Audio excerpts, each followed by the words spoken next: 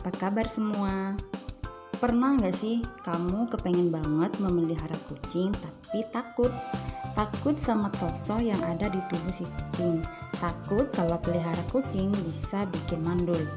Saya yakin banyak di antara teman-teman berpikir seperti ini dan mengurungkan niat untuk memelihara kucing. Memang sih, isu ini sudah sangat melekat di pikiran kita bahwa memelihara kucing dapat menyebabkan kemandulan. Nah, di video kali ini saya ingin menjelaskan tentang kucing dan toksoplasma, bagaimana toksoplasma bisa menyerang kucing, bagaimana toksoplasma bisa menyerang manusia, dan bagaimana mencegah tokso menyerang kita dan kucing kita. Tapi sebelum saya lanjutkan video saya, ada baiknya subscribe dulu supaya saya selalu tetap semangat berbagi info-info penting tentang hewan dan kesehatan hewan. Bagi pecinta kucing, memelihara kucing merupakan kebahagiaan tersendiri.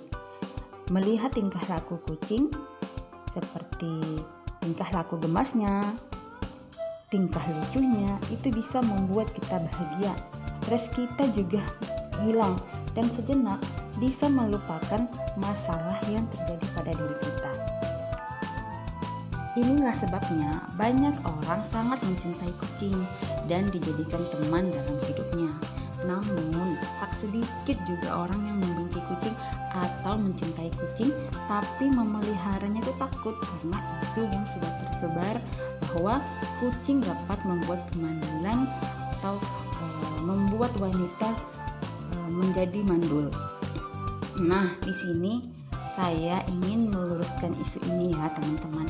Jadi, kucing merupakan inang definitif atau inang utama dari Toxoplasma gondii.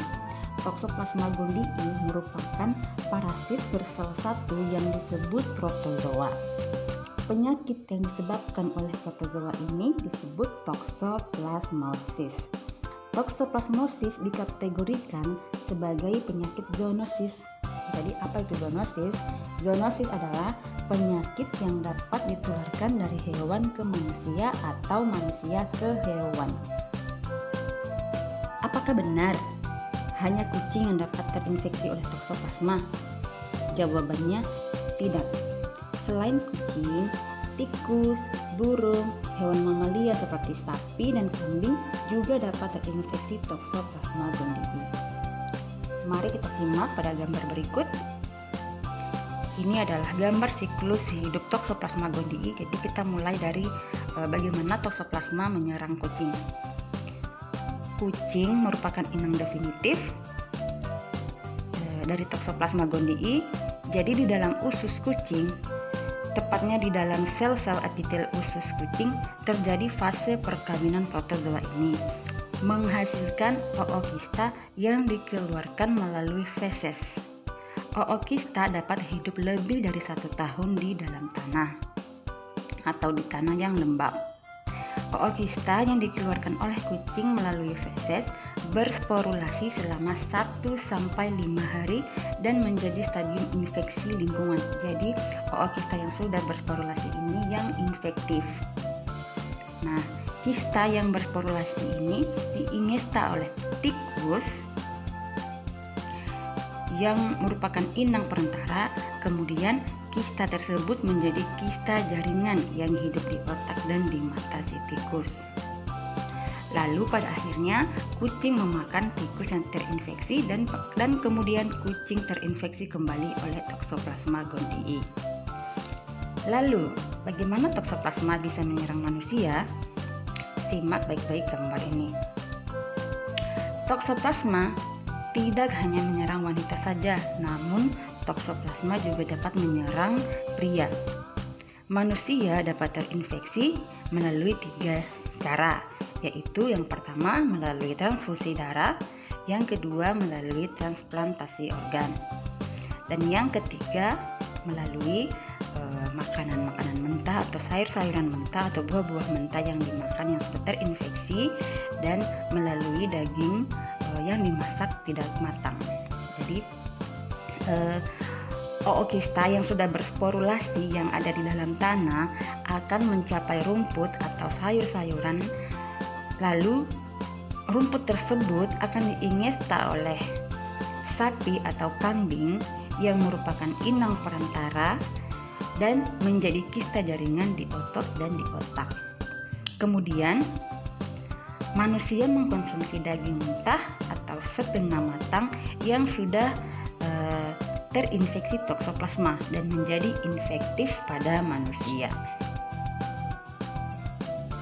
Selain mengkonsumsi daging, sayur-sayuran yang terinfeksi yang sudah tercemar oleh feses kucing itu juga bisa menyebabkan manusia terinfeksi juga, yaitu dengan memakan sayur-sayuran mentah atau buah-buahan mentah. Jadi kurang lebih siklusnya hampir sama seperti tadi. Jadi kucing atau feses kucing yang ada di dalam tanah, yang ada di tanah yang sudah tercampur dengan yang mengandung Toxoplasma gondii, terus manusia